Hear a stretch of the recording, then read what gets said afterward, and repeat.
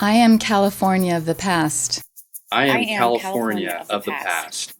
I am California of the past.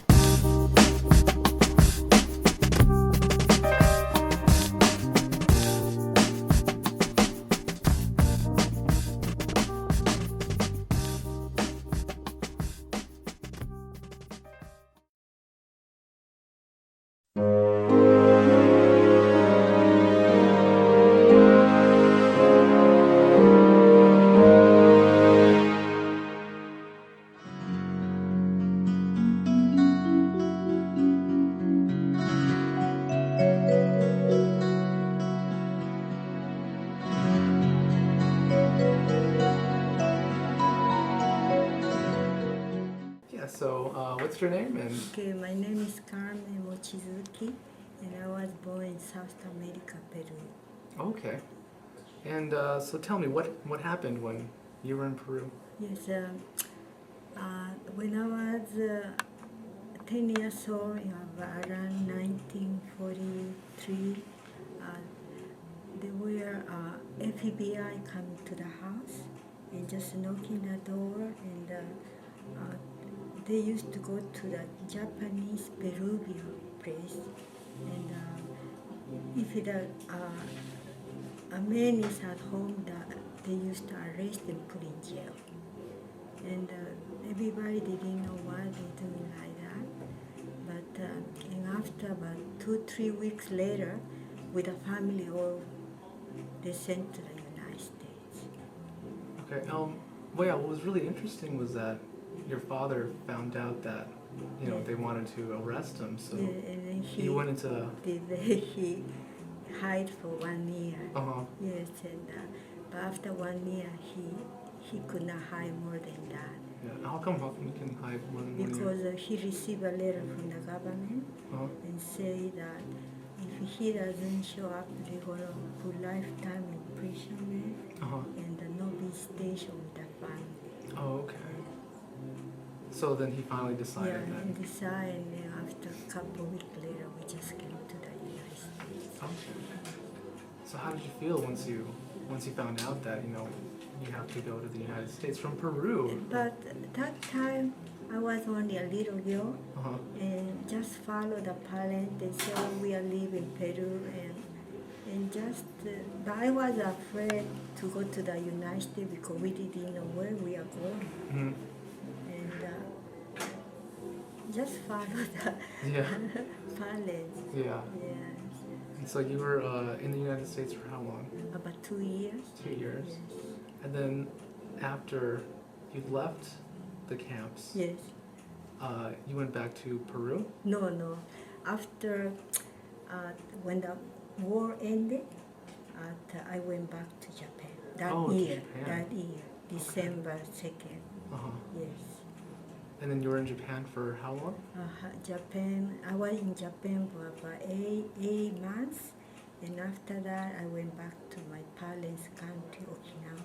Okay. Yes, and I was there for about 10 years. Oh, okay. And how was that once you went back to Japan? How did you feel about going back to Japan? Especially Okinawa, was devastated by the war. Yeah. Didn't have food to eat, so we really struggled. And my teenager, I was always hungry. Yeah. And we had to exchange clothes with 1 pound of rice or sweet potato. And they didn't have enough food to eat for the family. Yeah. It's really hard. So you were in Japan for about 10 years. Yes. And then after Japan, you went back to the United States? Yeah, I came to the United States. Oh, okay. How did you get back to the United States? So my brother, he was a journalist, I told you, from Peru.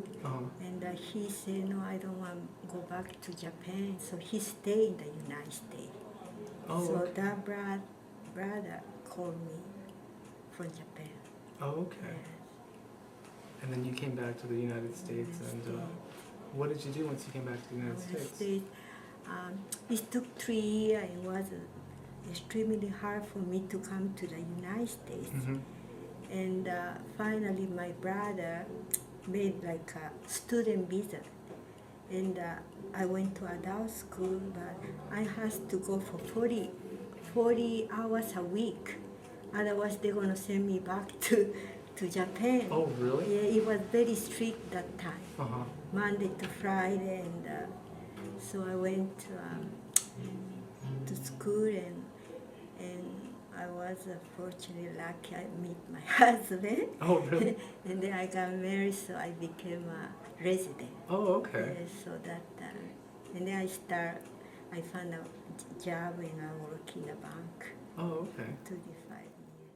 So when President Ronald Reagan signed in 1988, that said they're going to give you that $20,000 preparation for Japanese America.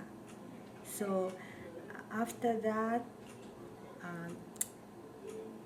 we put an application too, but they were questioned, I think 14 or 15, I'm not sure. They said, what type of legal paper do you have? And we didn't have passport, we didn't have any legal paper, because we just came with the group in the United States.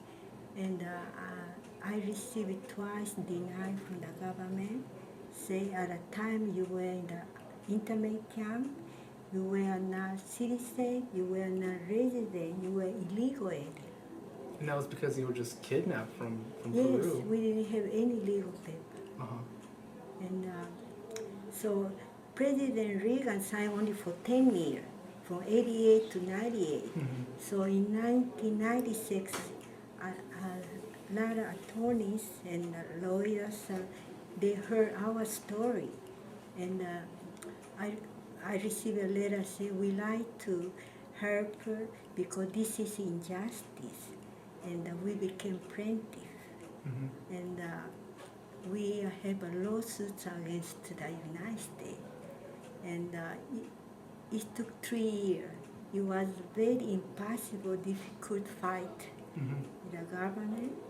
But after 3 years, they admit that this was something United States did a very shame thing in their history. Yeah. And they said they're going to give us $5,000, but apologize letter from President Clinton. Yes, the main thing was that they admitted that it was wrong, so that was a little release for us to know, yes. But still, some of my friends are fighting for the $20,000. Yeah. But some they die, and I don't know what's going to happen after that. Yeah. And how come you don't think enough people know about this? Because I don't know, they know more Japanese American in the United States than the camp they were is 10 camp. But our camp is kind of unique camp. They don't call us 11 because it's something to do with the Department of Justice. Because in our camp they were Germany, Italian, Oh, really? and from Peru. And my friend Tony, she was there too. But I didn't know her because she's from the United States. And I was from Peru, and no communication. We just spoke Spanish. She could speak English, and we used to go to the we call it the American school, half a day, and then in the afternoon we went to Japanese school, and they were doing the reverse. They spent most of the day in the Japanese school. In the afternoon they were getting like ESL lessons and things. But so our paths really didn't cross that much, but there were a few adventuresome Peruvian boys who started joining in the sports activities because they wanted to do things, but it was really like a whole separate place because they didn't speak English, and we didn't speak Spanish, right? And that was her primary, her basic language, really. But hers is such a heartwarming story because just the two of them. Remember, Alice and you were the ones who were the defendants, and they went all the way to Washington D.C. and they were the plaintiffs. They were the plaintiffs, and there was Carmen Mochizuki and Alice Nishimoto versus the United States of America. That's really something. Yeah, it is.